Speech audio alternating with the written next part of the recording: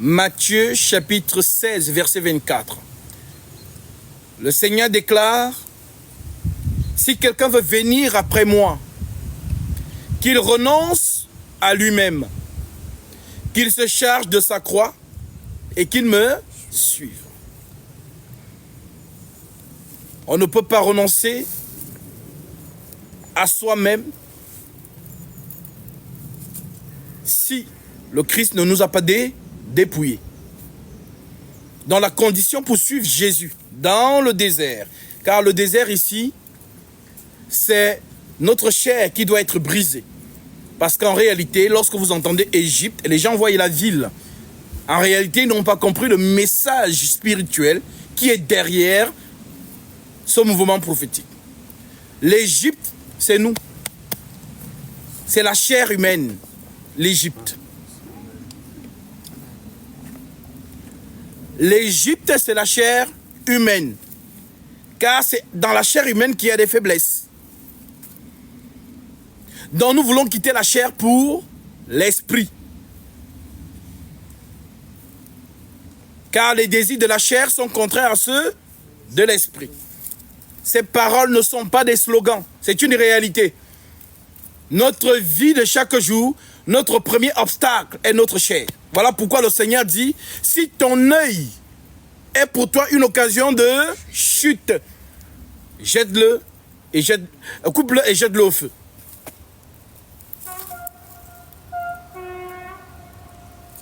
Pourquoi? Parce que la chair n'obéira jamais à l'écriture. Elle a été condamnée dès le commencement. Romains, chapitre 8.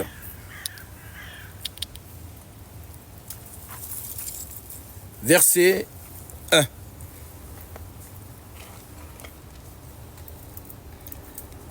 L'Écriture déclare, il n'y a donc maintenant aucune condamnation pour ceux qui sont en Jésus-Christ. Jésus, c'est l'Esprit. Donc nous devons voyager de la chair à l'esprit.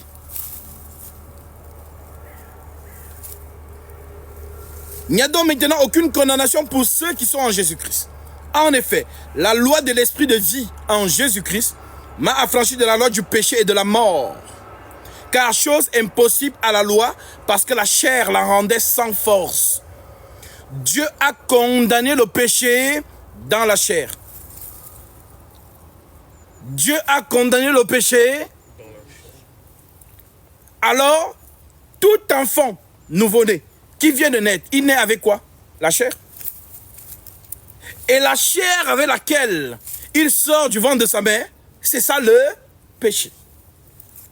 Car Dieu a condamné le péché dans la chair. Donc, le péché, ce n'est pas faire une action. Le péché est un habit. Et nous naissions tous avec cet habit. Romains, chapitre 5. Et nous revenons dans Romains 8. Pour comprendre ce que nous venons de dire. C'est l'apôtre Paul qui explique cette pensée. Romains 5, 12. L'apôtre Paul dit donc. C'est pourquoi, comme par un seul homme, le péché est entré dans le monde. Et par le péché, la mort. Et qu'ainsi la mort s'est étendue sur tous les hommes. Parce que tous ont péché. Car jusqu'à la loi, le péché était dans le monde. Or, le péché n'est pas imputé quand il n'y a point de loi. En d'autres termes, s'il n'y a pas interdiction, il n'y a pas de péché. Mais s'il y a interdiction, ben le péché se présente. Donc si Dieu n'aurait pas dit dans le jardin d'Éden, tu peux manger de tous les arbres du jardin, mais quant à l'arbre de la connaissance du bien et du mal, tu ne mangeras pas. Car le jour où tu mangeras, tu mourras. C'est ça qu'on appelle interdire. Et là où il y a l'interdiction, Paul dit qu'il y a le péché. Voilà pourquoi Satan vient donc tenter la femme pour qu'elle transgresse le commandement. Le commandement qui se trouve conduire à la vie, conduit à la mort. Car s'il n'y a pas de loi, il n'y a pas de Satan. S'il y a la loi, Satan est là. Ils vont de pair. Lisons encore Paul, il le dit autrement. En Corinthiens, chapitre 15, verset 55. Ô mort, où est ta victoire? Ô mort, où est ton aiguillon? L'aiguillon de la mort, c'est le péché. Et la puissance du péché, c'est la loi. Je répète. Ô mort, où est ta victoire? Ô mort, où est ton aiguillon?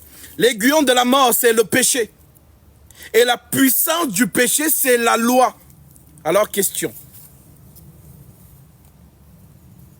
Comment la puissance du péché peut être la loi? Tout simplement, là où il y a la loi, le serpent vient. Mais il vient pourquoi? Il vient pour t'exciter à transgresser la loi. La loi, c'est Dieu. Voilà pourquoi Paul dit, la loi est sainte. Le commandement est juste bon. Alors Paul dit, Romains 7, il explique toutes ces choses.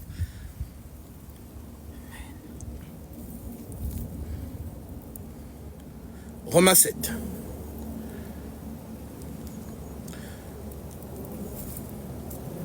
Je prends à partir du verset 7. Que dirons-nous donc? La loi est-elle péché? Puisque c'est elle qui donne la puissance au péché. La loi est-elle donc péché? Loin de là. Mais je n'ai connu le péché que par la loi. Car je n'aurais pas connu la convoitise. Si la loi nous dit, tu ne convoiteras point. Et le péché, donc Satan, et le péché, saisissant l'occasion, produisit en moi par le commandement toutes sortes de convoitises. Car sans la loi, le péché est mort. S'il n'y a pas de loi, il n'y a pas de péché. S'il y a la loi, le péché est là. Voilà pourquoi Paul pouvait dire que Moïse avait le ministère de la mort. Alors, si nous avons donc compris cela, nous revenons donc dans Romains 8, verset 1.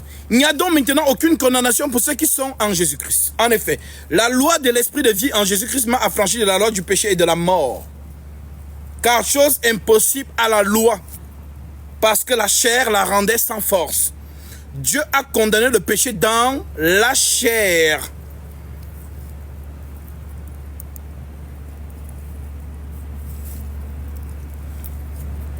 Dieu a condamné le péché dans la chair en envoyant, à cause du péché, son propre fils dans une chair semblable à celle du péché. Donc c'est chair contre chair. Il y a la chair adamique, il y a la chair de l'esprit.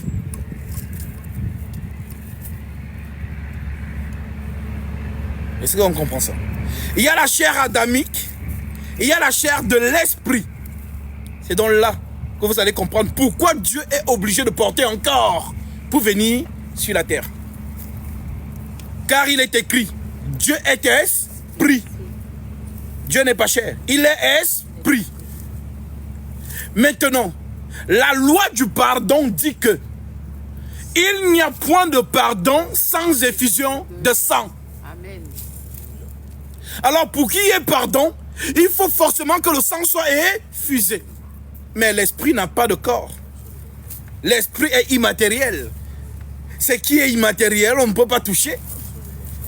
Donc il n'y a donc pas de sang dans ce qui est immatériel. Il y a le sang dans ce qui est matériel. Voilà donc pourquoi Paul va vous prêcher ça autrement. Lui va appeler ça mystère de la piété. 1 Timothée 3,16. Le mystère de la piété est grand. Dieu a été manifesté en chair. Mais pourquoi Dieu se manifeste en chair? Parce que c'est cette chair qui a le sang qui purifie l'humanité. Donc il n'y a pas un Dieu assis au ciel qui a envoyé son fils. Ça c'est la lecture du cerveau.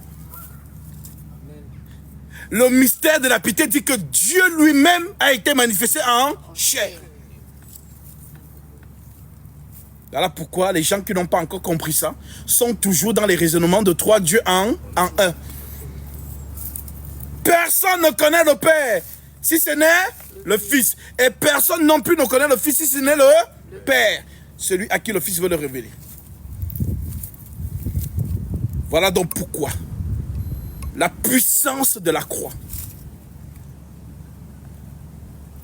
Dieu a condamné le péché dans la chair en envoyant son propre fils dans une chair semblable à celle du... Mais quel fils? On retourne donc dans Genèse 3,15. C'est là où la prophétie sort. Lorsque Adam était seul dans le jardin d'Éden, on n'a pas vu le serpent. Mais dès que Dieu sort la femme d'Adam, c'est là où le serpent vient. Pourquoi? Parce que dans le langage spirituel, la chair, c'est la femme. L'esprit, c'est l'homme.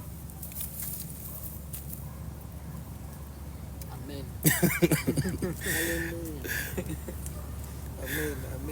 Voilà donc pourquoi Christ, c'est l'esprit. L'église, c'est nous. Donc la force de l'église, c'est l'esprit. La semence de Dieu. Romains 8, 9. Vous ne vivez pas selon la chair, mais selon l'esprit. Si du moins l'esprit de Dieu habite en vous. Si quelqu'un n'a pas l'esprit de Christ, il ne lui appartient pas. Alors ce qui te rend fort dans la marche, c'est le Saint-Esprit. Qui te permet de traverser tous les obstacles et tous les vents, les péripéties, tout ce que l'ennemi va envoyer pour éteindre la flamme qu'on appelle la foi en toi. L'Esprit te donnera la persistance, la persévérance. Nous venons de chanter.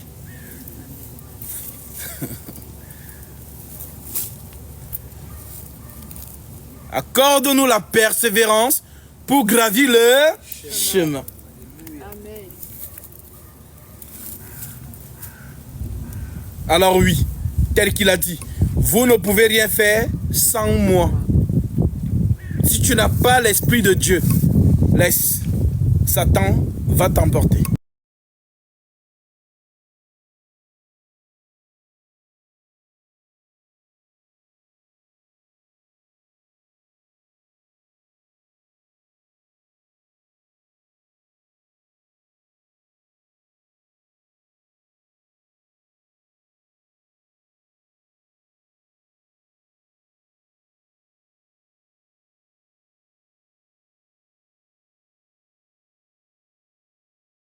Né un serpent, donc c'est dans la tête de tout le monde. Donc pour eux, c'est le serpent qui rame. Ok. Si le serpent qui rame, c'est Satan, le serpent de Moïse, c'est qui? Donc le serpent de Moïse aussi a subi la condamnation. Parce qu'il rame. Le serpent, c'est le mensonge. Donc le serpent veut tout simplement dire, dans le jardin, le menteur. Car il y a eu la vérité qui s'est exprimée, il y a aussi eu le mensonge qui s'est exprimé. La vérité a parlé avec l'homme et le mensonge a parlé avec la femme. Deux semences dans le jardin. Vérité et mensonge. Ce sont eux donc qui deviennent des enfants. Abel et Caïn. Abel le juste. Caïn le meurtrier. Ce sont ces deux enfants qui vont voyager dans le temps. C'est eux la prophétie que les gens n'ont pas compris. Je mettrai inimitié entre toi et la femme. entre ta postérité et sa postérité. Celle-ci t'écrasera la tête, mais toi tu lui blesseras le talon. Voilà donc pourquoi nous voyons Adam qui transgresse donc le commandement de Dieu par la femme. Mais nous pourrions nous poser la question de savoir, mais est-ce que Adam était obligé d'accepter l'erreur de sa femme? Il aurait pu dire, ah, tu as mangé, moi je ne mange pas. Comme tu as désobéi, Dieu va te tuer et il va me donner une autre femme. Mais qu'est-ce que Adam a fait? Adam a mangé. C'est dans ça qu'on appelle l'ombre des choses à venir. Est-ce que Jésus est devenu péché pour nous? Oui, l'Écriture le dit. Lui qui n'a point commis le péché, il est devenu péché. C'est Adam et Ève. Amen. Donc par amour, Adam accepte le péché de sa femme. Homme, aime ta femme. Comme Christ a aimé L'Église. et s'est donné lui-même. Pour elle. Alors l'Église, vous êtes purifiés. Amen. Un homme a porté vos péchés. Et il a effacé l'acte qui te condamnait. La toute première chose qu'un disciple doit être, c'est-à-dire on ne peut pas enlever de sa tête, même s'il se réveille de quel sommeil, c'est l'assurance de la purification de ses péchés. Amen. Car l'ennemi réclame dans la conscience. Donc, il y a certaines personnes qui pensent que dès qu'il prend son baptême, c'est bon, je suis en vacances. Je n'aurai plus des attaques spirituelles, je n'aurai plus de problèmes avec les démons, ainsi de suite. Tu fais erreur. Au contraire, tu es une lumière qui dérange dans un monde des ténèbres. Alors cette lumière, on va tout faire pour l'éteindre.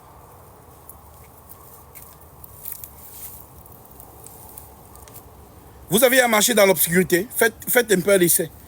Il fait noir. Tu allumes une bougie.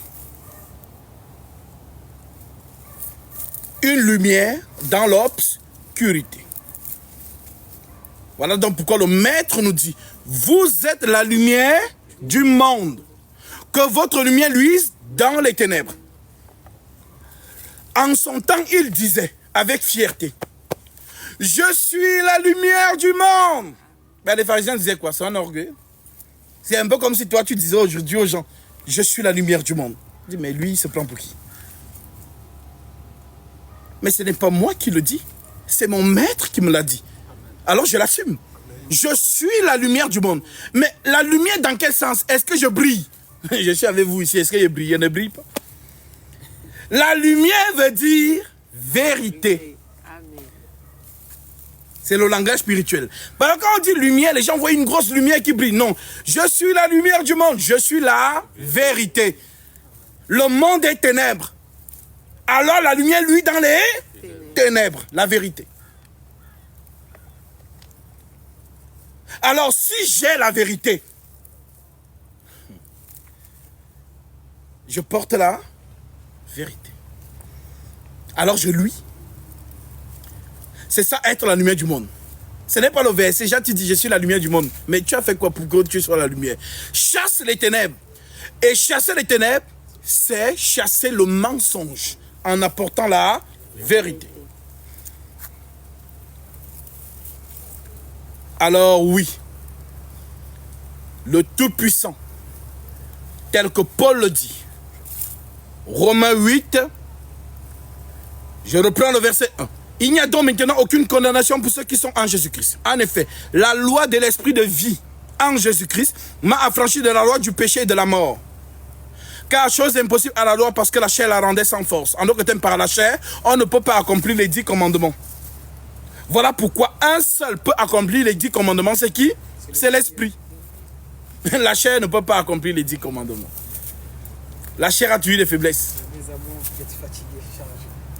Alors l'esprit dit, ah les hommes, ils ont essayé d'atteindre la perfection d'eux-mêmes. Il y a même un qui a même dit à Jésus, ah les commandements, j'ai fait tout ça. Jésus dit, ok, va vendre tes richesses et donne aux pauvres. Viens et suis-moi. Il ne l'a pas fait. Voilà, c'est de là le verset qui sort. Il sera plus difficile à un riche d'entrer dans le royaume qu'à un chameau de passer par le trou du... C'est merveilleux. Car il a voulu garder la richesse du monde qui périt.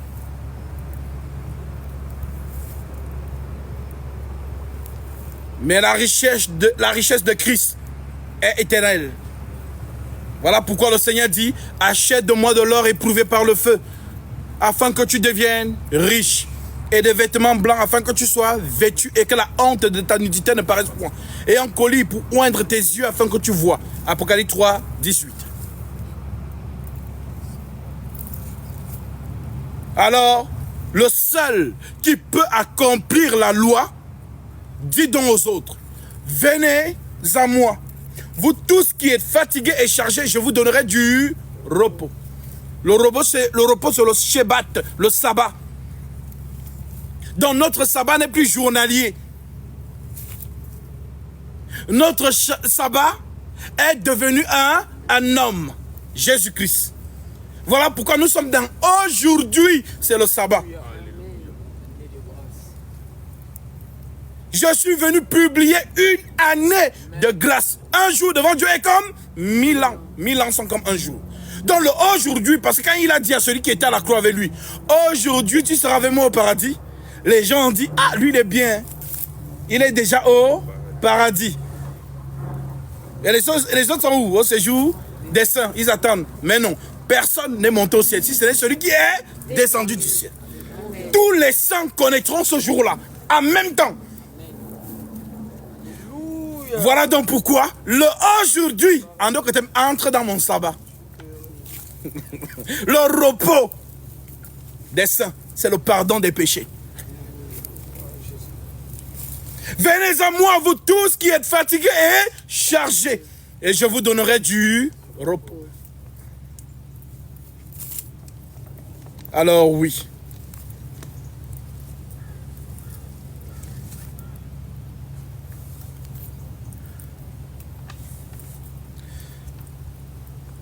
Car chose impossible à la loi parce que la chair la rendait sans force. Dieu a condamné le péché dans la chair en envoyant à cause du péché son propre fils dans une chair semblable à celle du péché. Semblable. Voilà pourquoi il a dit à Nicodème, ce qui est chair, ce qui est né de la chair est ce qui est né de l'esprit est dans Nicodème. Toi et moi, on se ressemble, mais on n'est pas pareil. Toi, tu joues les pharisiens, tu joues les saints, mais moi, je connais tes péchés. Les hommes ne voient pas, mais moi, je sais que je connais tes faiblesses. Donc, si tu veux entrer, parce qu'il est venu pour entrer dans le royaume des cieux, il vient, il commence à dire, Jésus, non, tu es un docteur. Jésus sait que non, ce n'est pas pour ça que tu es venu. Tu n'es pas venu me dire que je suis un docteur, que je suis entré dans le royaume des cieux en cachette. Amen. Lisons cela, Jean chapitre 3. Amen. Alléluia. Nicodème a compris que voilà le royaume de cieux, moi il va entrer. Si les autres ne veulent pas, je vais et pas à moi la nuit en cachette. Il a trahi le groupe. Jean 3 verset 1. Mais il y eut un homme d'entre les pharisiens nommé Nicodème, un chef des Juifs, qui vint lui auprès de Jésus de nuit. Parce qu'en journée, il doit se jouer les docteurs. Il ne doit pas reconnaître celui qui ne sort pas de la théologie. Parce que lui, il ne sort d'aucune théologie, il n'a pas étudié. Car pour étudier la Torah à cette époque, il fallait être un aristocrate. Donc ce sont les fils des riches qui apprenaient la Torah. Voilà pourquoi Paul, c'était un riche, un enfant de riche. Jésus ne l'a pas choisi pour rien.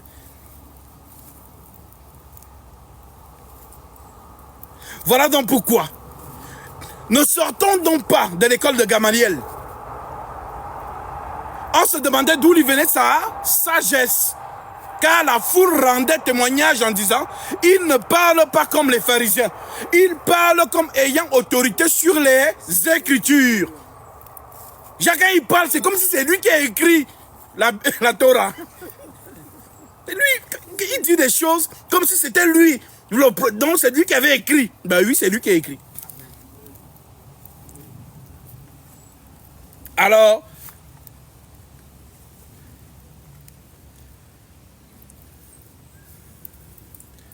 au verset 2, qui vint lui auprès de Jésus de nuit et lui dit, Rabbi, nous savons que tu es un docteur venu de Dieu, car personne ne peut faire ces miracles que tu fais si Dieu n'est pas avec lui. Pas avec lui. Pas avec lui. Voir le royaume de Dieu. En d'autres termes, Jésus coupe court à son atalakou. L'atalakou veut dire faire les éloges. Donc Jésus sait que tu n'es pas venu pour me dire je suis un homme de Dieu. Tu es venu pour entrer dans le royaume des cieux. Donc si tu veux entrer dans le royaume des cieux, nais de nouveau. Quitte la loi, entre dans la grâce. Alléluia. Et vous savez que ça a été un disciple par la suite? Nicodème? Ah ouais? Oui, oui. Nicodème a été un disciple par la suite.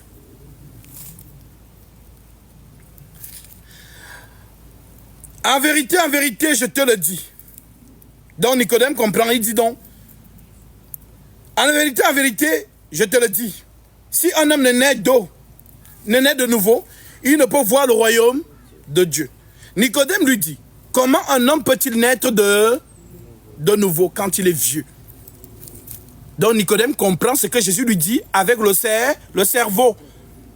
Donc deux docteurs, un docteur spirituel et un docteur des facultés. Donc le docteur des facultés lui pose la question en français. Comment je peux encore devenir bébé et entrer encore dans le ventre de ma mère? Nicodème lui dit, comment un homme peut-il naître quand il est vieux? Peut-il rentrer dans le sang de sa mère et naître? Jésus répondit, en vérité, je te le dis, si un homme n'est né d'eau et d'esprit, il ne peut entrer dans le royaume de Dieu. Est-ce que vous avez compris ce qu'il lui a réellement dit? C'est une conversation de mère. C'est une mère qui donne la vie. Il dit à Nicodème que c'est une maman qui t'a mis au monde. Pour que tu viennes sur cette terre. Pour que tu entres aussi dans le royaume des cieux, il faut aussi qu'une maman te donne la vie. Voilà pourquoi il parle de l'eau et le sang, parce que ce sont les deux éléments que la femme naturellement perd avant de donner la vie. Voilà pourquoi on dit elle a perdu les os. Et elle perd le sang lorsqu'elle est en travail dans les douleurs de l'enfantement. Mais Gatsby, ce que tu dis là, ça vient d'où? Alors je vous le dis, parce que Jean a compris ça avant moi. Jean vous dit, je reviens dans Jean 3, je prends l'épître de 1 Jean, chapitre 5, verset 6. Voici ce que Jean dit à ce propos. C'est lui, Jésus-Christ, qui est venu avec l'eau et du sang. Non avec l'eau seulement.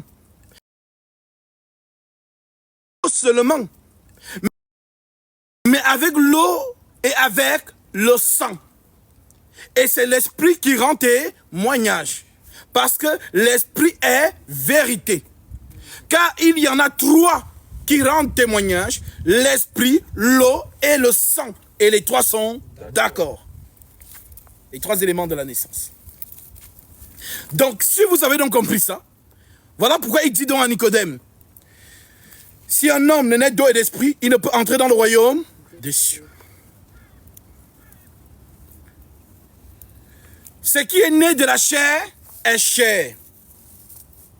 Ce qui est né de l'esprit est esprit. Voilà donc pourquoi nous tous qui sommes nés de la chair, si quelqu'un meurt, on le met où? Dans la glace. Pourquoi? Parce que si on ne le met pas dans la glace et qu'on laisse encore comme ça, il va se décomposer. Mais Jésus, lorsqu'il est mort, est-ce qu'on a mis à la glace? Est-ce qu'il s'est décomposé? Il ne peut pas, parce que ce n'est pas un élément adamique. Lui, tu es poussière, tu retournes à la poussière, ne le concerne pas. Donc quand quelqu'un meurt, il se décompose parce que la terre le réclame. La parole de Dieu est vivante. Il a dit, tu es poussière, tu retournes à la poussière. Maintenant Jésus lui dit, ce qui est né de la chair est chair. Alors qu'en termes, ce qui est poussière est poussière. Mais ce qui est né de l'esprit est esprit. Donc lorsqu'il meurt donc, la poussière cherche à le décomposer, mais la poussière n'arrive pas. Alors comme la poussière n'arrive pas à le décomposer, alors il vous dit, souvenez-vous de Jonas. Le poisson n'a pas pu digérer Jonas. Alors le miracle qui vous sera donné, c'est le miracle de Jonas. Comme Jonas a fait 3 jours et 3 nuits dans le ventre du poisson, ainsi le Fils de l'homme fera 3 jours et 3 nuits dans le sein de la terre. Pourquoi? Parce que le poisson n'a pas pu digérer Jonas. Et quand un organisme n'arrive pas à digérer quelque chose, il le rejette. Alors la terre a compris que, mais cet homme s'il n'est pas d'ici. Retourne d'où tu es venu. C'est ça qu'on appelle résurrection. Amen. On vous prête ça autrement. Dans le sens céleste de la chose. La terre n'a pas pu le décomposer. Parce qu'il est étranger à la terre. Ce n'est pas sa nature. Sa nature est esprit. Alors tu es esprit, tu retournes à l'esprit. Voilà donc pourquoi nous avons l'assurance que l'homme spirituel, que Paul appelle l'homme du ciel, car il dit le premier Adam est terrestre. Lisons cela. 1 Corinthiens 15. Je prends en partie verset 35.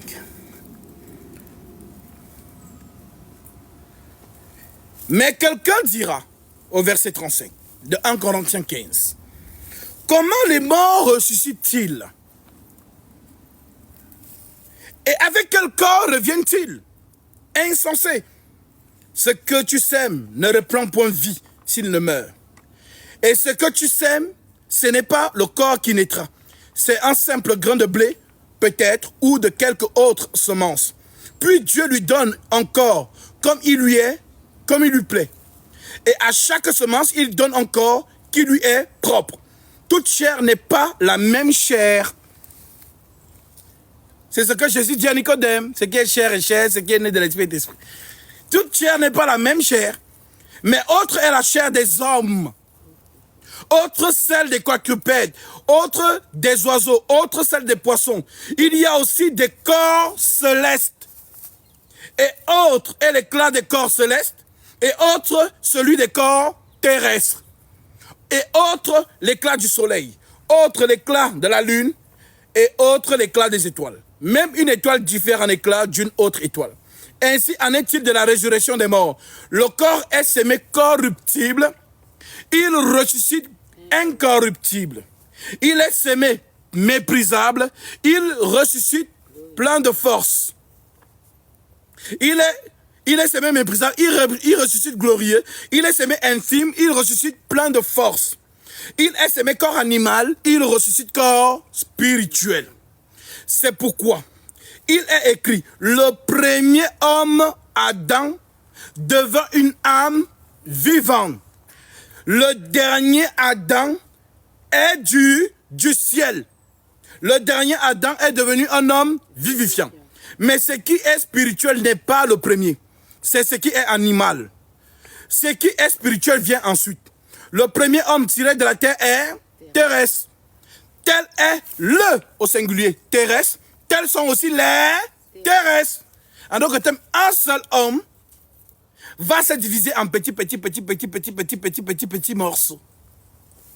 Donc nous sommes les morceaux du corps d'Adam terrestre. Maintenant, nous voulons quitter l'état d'homme terrestre à l'état d'homme céleste. Voilà pourquoi nous sommes aussi les petits morceaux du corps céleste. Voilà pourquoi on dit que vous êtes les membres du corps de Christ. Amen. Mais ce qui est spirituel n'est pas le premier, c'est ce qui est animal. Ce qui est spirituel vient ensuite. Le premier homme tiré de la terre est terrestre, le second homme est du ciel. Tel est le terrestre, tels sont aussi les terrestres. Et tel est le céleste, tels sont aussi les célestes. Et de même que nous avons porté l'image du terrestre, nous porterons aussi l'image du céleste. Ce que je dis, frère, c'est que la chair et le sang ne peuvent hériter du royaume de Dieu.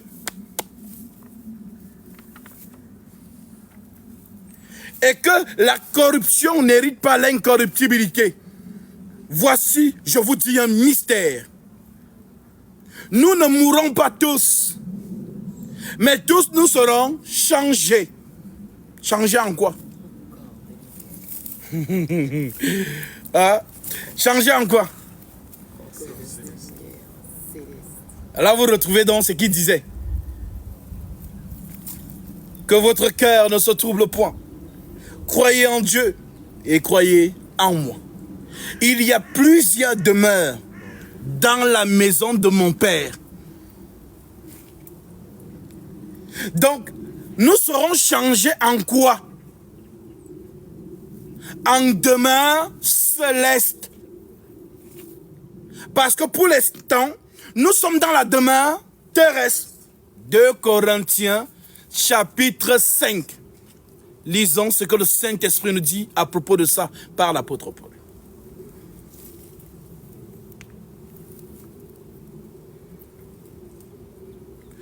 Nous savons, verset 1, en effet, que si cette tente où nous habitons sur la terre est détruite, en aucun terme ton corps, nous avons dans le ciel un édifice qui est l'ouvrage de Dieu. Donc mon frère, ma soeur, pendant que nous sommes en train de parler là, tu es dans le ciel. Amen. Pendant que Jésus marchait sur la terre, il était en même temps dans le ciel. 2 dimensions. Corps et esprit. Voilà pourquoi il disait, personne n'est monté au ciel. Si ce n'est celui qui est descendu du ciel, le Fils de l'homme qui est dans le ciel.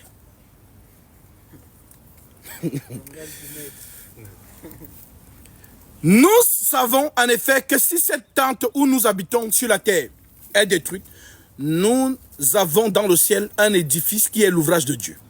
Une demeure éternelle, dans les demeures de Jean chapitre 14. Il y a plusieurs demeures dans la maison de mon Père. Nous avons une demeure éternelle qui n'a pas été faite de main d'homme. Aussi nous gémissons dans cette tente, désirant revêtir notre domicile céleste. Tu en as marre d'être dans le corps. Trop de faiblesse. Tu veux quitter le corps pour entrer dans ton corps céleste. Aussi nous gémissons dans cette tente, désirant revêtir notre domicile céleste. Si du moins nous sommes trouvés vêtus et non pas nus. Pour être vêtus, c'est quoi? C'est recevoir le Saint-Esprit. Car celui qui reçoit le Saint-Esprit a la promesse du corps céleste. Voilà pourquoi il précise. Or, ainsi nous gémissons dans cette tente, désirant revêtir notre domicile céleste. Si du moins nous sommes trouvés vêtus et non pas nus. La nudité, c'est quoi? Le péché. Parce que quand on dit, Adam, Adam, où es-tu? J'ai entendu ta voix, je me suis caché parce que je suis nu. Les gens ont dit que Adam n'avait pas les habits. Mais non, ce n'est pas de cette nudité qu'on parle. La nudité, c'est le péché. Adam quitte de la lumière à la chair. Donc, lui qui était dans le lieu très saint, là où il y avait l'arbre de vie, il n'est plus dedans. Il est maintenant extérieur au lieu très saint. Voilà pourquoi dans l'enseignement de Moïse, on vous parle du parvis, du lieu saint et du lieu très saint. Mais Adam, lui, il était où? Dans le lieu très saint.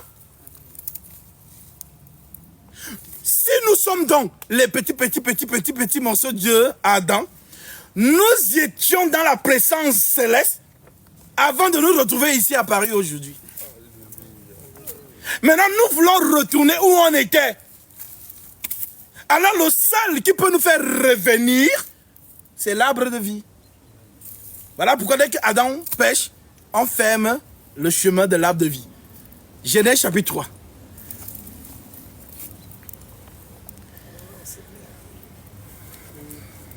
Genèse 3, verset 23. L'Écriture dit: et l'Éternel Dieu le chassa du jardin d'Éden, pour qu'il cultivât la terre d'où il avait été pris. C'est ainsi qu'il chassa Adam. Et il mit à l'orient du jardin d'Éden les chérubins qui agitent une épée flamboyante pour garder le chemin de l'arbre de vie. Donc, de tout ce qu'on prêche dans les Écritures, là où votre attention doit être attirée, l'arbre de vie. C'est la source de l'éternité. Voilà pourquoi il n'avait pas été interdit à Adam de manger l'arbre de vie. On lui a interdit de manger l'arbre de la connaissance du bien et du... L'arbre de la connaissance du bien et du mal, c'est quoi? C'est la loi. Car la grâce, il n'y a pas d'interdiction. Donc comment toi tu veux quitter là où on ne t'interdit rien pour entrer là où on t'interdit les choses? C'est bête. Genre tu es bien, mais tu vas aller chercher des problèmes pour rien. Donc, nous étions à côté de l'arbre de vie, nous mangeons l'arbre de vie. Dès que le péché dont la désobéissance entre, on est chassé de la présence de l'arbre de vie. Et qu'est-ce que Dieu fait? Il ferme le chemin par les chérubins. Alors, Adam donc, qui te représente toi, moi et les autres, veut donc revenir là où il était. C'est-à-dire que là où il était, il regarde maintenant ça de loin. Il dit, ah, j'étais là-bas. Mais il ne peut plus accéder. Les chérubins ont fermé l'accès. Et ils sont sans pitié. Voilà pourquoi ils ont des épées flamboyantes. Alors, comme Adam ne peut plus entrer dans le lieu très saint, qu'est-ce qui va se passer? L'arbre de vie va sortir du lieu très saint. Voilà pourquoi lorsque l'arbre de vie sort de l'éternité, il vient et il dit, je suis le pain qui est descendu du ciel. Celui qui mange mon corps et boit mon sang à la vie éternelle. L'arbre de vie. Donc, lorsque l'arbre de vie proclame donc ce qu'il est, je suis la résurrection. Quiconque croit donc que l'arbre de vie est venu porter tes transgressions pour te libérer de la condamnation de ton grand-père, afin que tu entres de nouveau là où tu étais avant. Quiconque accepte ça, vient donc prendre son baptême. Voilà pourquoi l'Écriture dit, vous êtes sauvés par la grâce, mais par le moyen de la foi. Et cela ne vient pas de vous, c'est un don de Dieu. Donc Dieu sait qui était là-bas. Seuls ceux qui étaient là-bas vont retourner là-bas. Donc ne vous étonnez pas qu'on prêche l'évangile. Certains croient, certains ne croient pas. Ne vous étonnez pas. Il y a des fils de la perdition descendants de Caïn. Et il y a des fils de Dieu descendants d'Abel, le juste. En d'autres termes, Jésus-Christ. Alors je suis dans la joie. Lorsqu'une âme, le Seigneur la permet de rencontrer le chemin de son oint que je suis. Comme ça s'est passé avec Philippe et l'énec éthiopien. L'Esprit dirige Philippe vers l'énec éthiopien. L'Esprit dirige Pierre vers Corneille. En d'autres termes, Dieu connaît ses ouvriers. Et quand Dieu veut sauver une âme, il entre dans son ouvrier et va chercher cette âme. Il a toujours agi comme ça. Voilà pourquoi il est entré dans un homme pour venir en Égypte. Les gens étaient là, ils voyaient Moïse. Mais c'était Dieu! Car l'Écriture dit, je te fais Dieu pour Pharaon et Aaron sera ton prophète. Donc, même si Moïse fait quoi? Si Aaron essaie de critiquer, c'est le feu qui descend. Demandez à Myriam.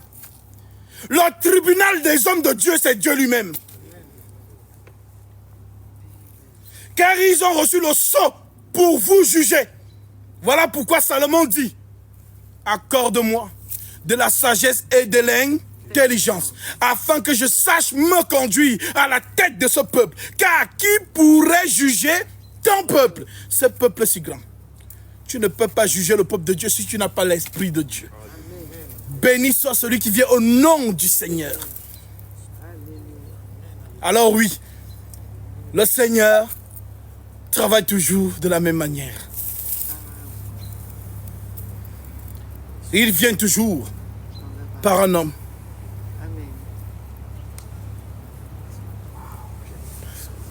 L'histoire se répète. Noé a proclamé la justice. L'Écriture dit, Noé était le prédicateur de la justice. Il a proclamé la justice. Mais les gens ne l'ont pas écouté. Alors si Jésus prophétise en disant, le temps de la fin sera comme au temps de Noé. Car dans les jours qui précédaient le déluge, les hommes mangeaient et buvaient, se mariaient et mariaient leurs enfants, sans s'en douter de rien, jusqu'au jour où le déluge vint et les emporta tous. Il en sera de même à l'avènement du Fils de l'homme. Bon, supposons que nous sommes donc là aujourd'hui. Noé est où? Qui va discerner que voilà Noé? Comme en ce temps-là. Ils ont vu un barbu, ils ont dit qu'il est fou. Dieu a toujours travaillé de la même manière. Il est venu par Jean-Baptiste. On a dit que c'est un fou qui marche dans le désert. Il mange les sauterelles, il boit le miel. Mais les premiers à être choqués que Jean-Baptiste c'était le prophète de Dieu, ce sont les apôtres. Ils comprirent alors qu'il leur parlait de Jean. Jean le Baptiste. Parce que Jésus leur a dit, Élie est déjà venu. Mais ils ne l'ont pas reconnu. L'homme de Dieu ne vient pas de manière à frapper les regards. Car le maître lui-même le dit, le royaume de Dieu ne vient pas de manière à frapper les regards. Il ne sera pas dans vos standards. Il ne sera pas comme vous imaginez. Mais il sera là. Seuls les élus le reconnaîtront. Car l'Écriture dit, je connais mes brebis et elles me connaissent. Elles entendent ma voix et elles me suivent. La voix, c'est la vérité. Lorsqu'un homme a la maîtrise des saintes écritures, lorsqu'il prête, tu sens que ce n'est pas lui. Il y a une onction derrière. Car ce qu'il dit est clair. Ça prend son sens divin. La parole est esprit, elle n'est pas charnelle. Voilà pourquoi l'apôtre Paul déclare dans Hébreux chapitre 5, verset 11.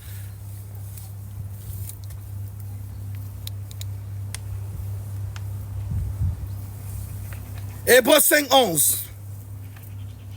L'Écriture dit, nous avons beaucoup à dire là-dessus et des choses difficiles à expliquer parce que vous êtes devenus lents à comprendre. Vous, en effet, qui depuis longtemps deviez être des maîtres, vous avez encore besoin qu'on vous enseigne les premiers oracles, les premiers rudiments des oracles de Dieu. Vous êtes venus à avoir besoin de lait et non de la nourriture solide. Or, quiconque est au lait n'a pas l'expérience de la parole de justice, car il est un enfant. Mais la nourriture solide est pour les hommes faits, pour ceux dont le jugement est exercé par l'usage à discerner ce qui est bien et ce qui est mal.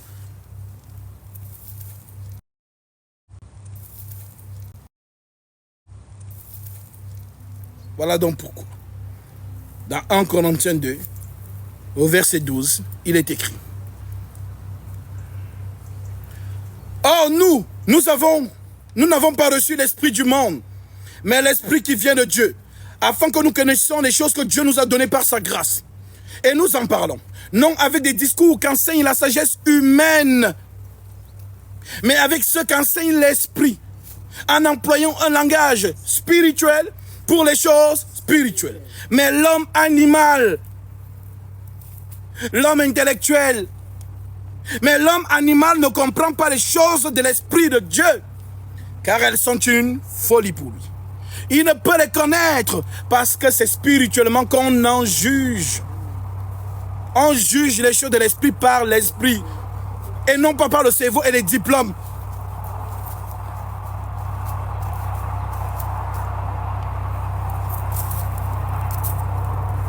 Nous employons un langage spirituel pour les choses spirituelles.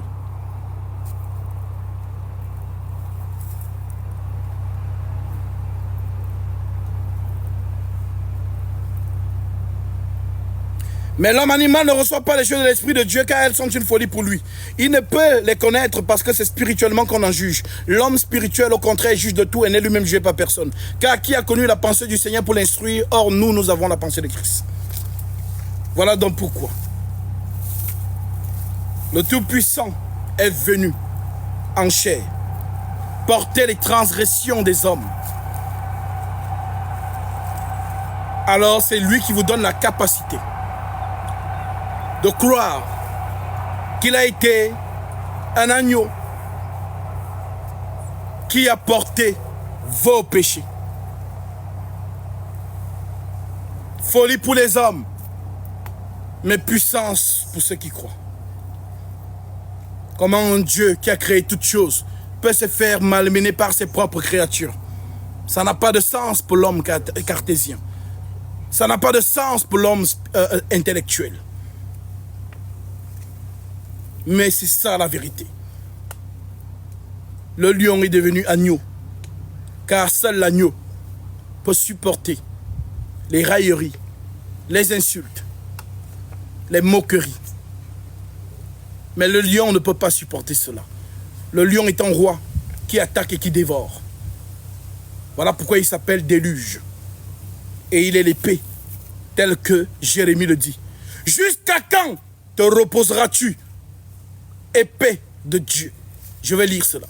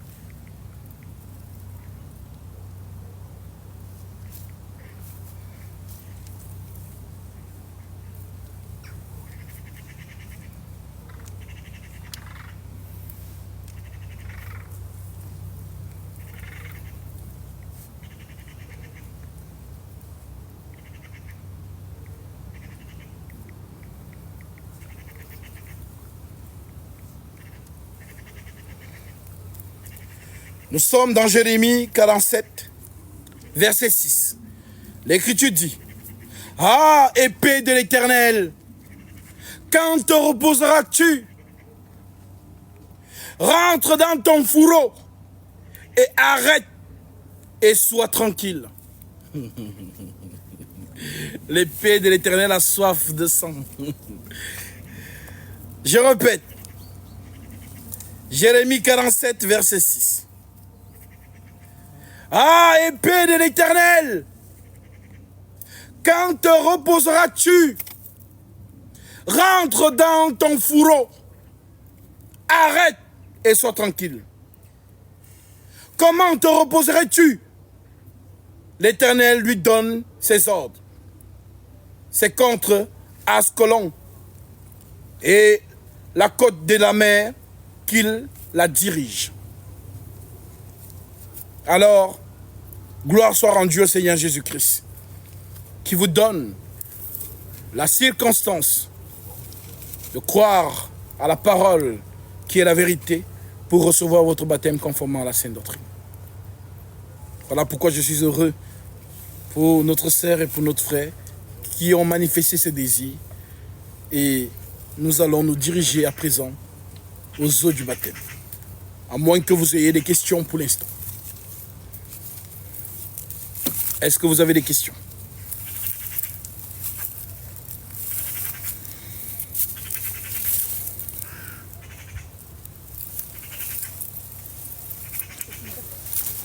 C'est maintenant, avant d'entrer dans les eaux, c'est maintenant que vous devez poser toutes les questions que vous voulez. Comme ça, à la lumière des Saintes Écritures, nous allons y répondre. S'il n'y a pas de questions aussi, on peut y aller. Donc ça veut dire que tout est limpide pour vous et que vous croyez. Je crois. Alléluia. Alléluia. Alors nous allons nous diriger vers les eaux pour accomplir la prophétie.